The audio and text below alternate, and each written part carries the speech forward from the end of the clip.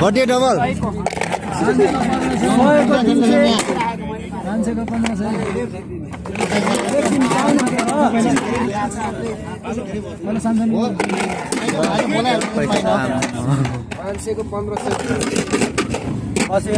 फसिदिनु त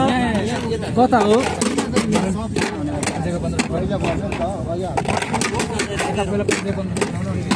पर्खिनु ल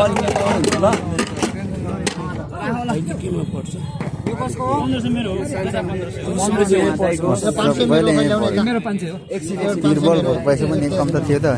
पैसा